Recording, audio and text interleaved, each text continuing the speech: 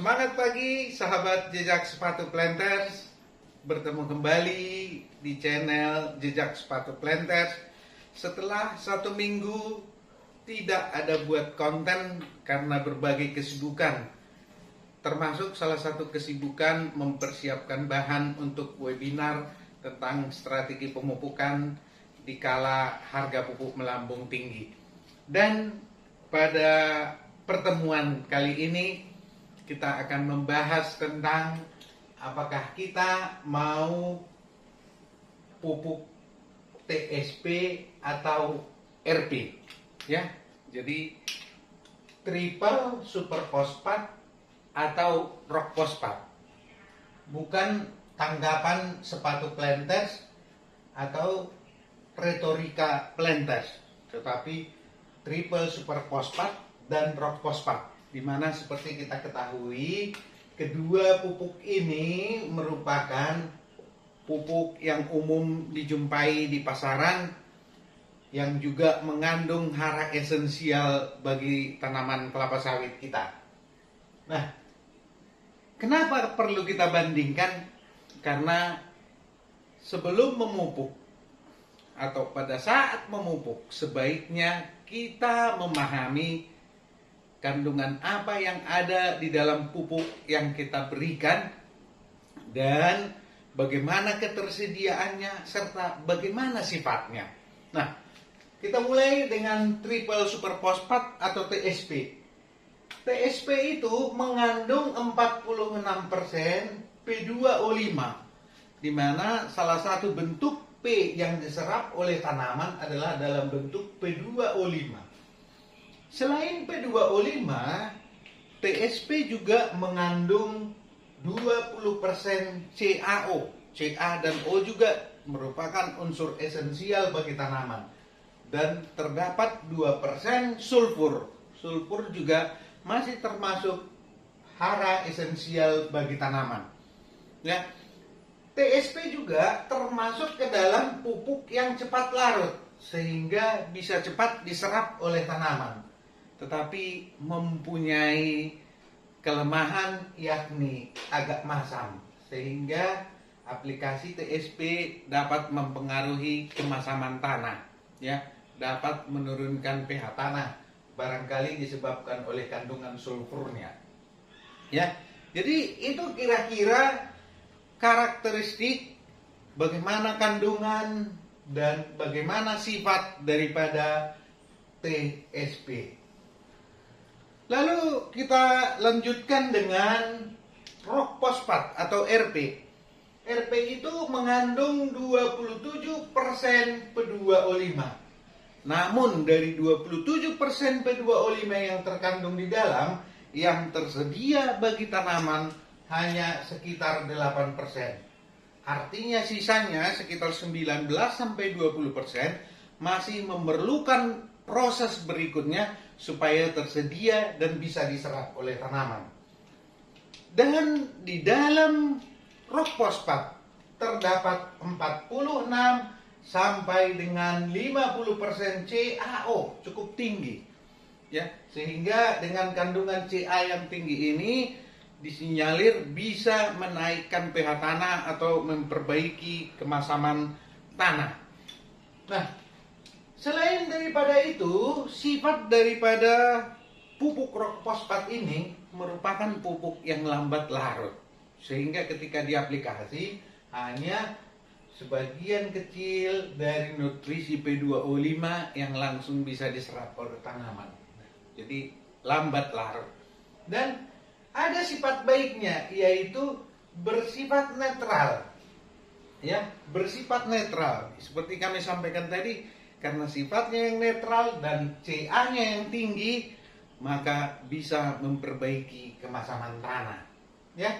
Lalu kalau demikian, kenapa kita tidak pakai rock fosfat saja untuk tanaman kita? Nah, nanti akan kami jelaskan kenapa bergantian. Namun, kesini dulu kita sebentar. Yakni kita melihat jika Ca tinggi, kandungan Ca tinggi di dalam pupuk, maka hal itu akan mempengaruhi serapan kalium. Karena sama-sama mengandung positif, di mana Ca2 positif dan K positif. Jadi di Ca ini ada 2 positifnya, sementara di K hanya ada 1 positifnya. Sehingga jika kebanyakan Ca ini akan mempengaruhi serapan kalium. Peningkatan jumlah Ca di dalam daun juga, peningkatan jumlah Ca di dalam daun akan mempengaruhi atau meningkatkan TLC atau total leaf cation. Total leaf cation atau sering kita sebut juga jumlah kation-kation yang ada di dalam daun. Ya, jika TLC ini meningkat, maka secara otomatis akan mempengaruhi keseimbangan nutrisi yang ada di dalam jaringan tanaman. Ya. Dan kalau keseimbangan itu terganggu, otomatis nilai kritikal dari masing-masing nutrisi akan naik. Ya. Jadi kalau misalnya umumnya yang dikatakan optimum untuk nitrogen itu 2,5%, kalau TLC atau kation-kation di dalam daun meningkat akibat adanya Ca yang tinggi atau kalsium yang tinggi, maka itu akan menyebabkan nilai kritikal dari nitrogen itu meningkat. Mengapa bisa terjadi demikian? Kira-kira ilustrasinya seperti ini. Ketika kita memesan minuman kopi susu, komponen yang ada di sana adalah kopi, susu, air, gula. Ketika salah satu komponen lebih menonjol, misalnya terlalu manis, maka hal yang kita lakukan adalah menambah air, menambah kopi, dan menambah susu. Dengan cara demikian, maka akan tercipta keseimbangan. Jadi kira-kira begitu juga di dalam jaringan tanaman, di mana ketika salah satu nutrisi meningkat, supaya dia seimbang, harus diikuti oleh peningkatan nutrisi yang lain. Jadi dengan demikian, ketika Ca di dalam jaringan tanaman meningkat akibat penumpukan dari aplikasi pupuk yang mengandung Ca yang tinggi, maka nilai kritikal dari hara akan meningkat.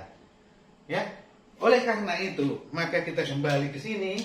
Mengapa kami menyarankan secara bergantian, yaitu 2 kali RP dan 1 kali TSP. Artinya 2 tahun berturut-turut kita aplikasi RP, 1 tahun kemudian kita aplikasi TSP. Kemudian diganti lagi 2 tahun lagi RP dan 1 tahun berikutnya TSP. Hal ini juga dapat mensiasati mahalnya harga pupuk TSP dan juga lebih murah pupuk RP. Ya, dari segi penggunaan nutrisi agak berimbang dan dari segi harga akan lebih baik, sehingga lebih bagus kita gunakan secara bergantian. Sebagai informasi, jika dilakukan analisa pada rakis tanaman, bahwa setelah aplikasi TSP biasanya cadangan P akan meningkat di dalam rakis tanaman. Jadi dengan demikian, pergantian antara TSP dengan RP secara konsisten akan memberikan dampak yang baik, baik itu dari segi keseimbangan nutrisi maupun dari segi harga, dan juga dari segi akibat terhadap kemasaman tanah juga akan saling lebih baik karena ada yang bersifat netral dan kemasaman bisa dinetralkan. Semoga informasi ini bermanfaat. Salam jejak sepatu planters, semangat pagi. Salam sehat buat kita semua.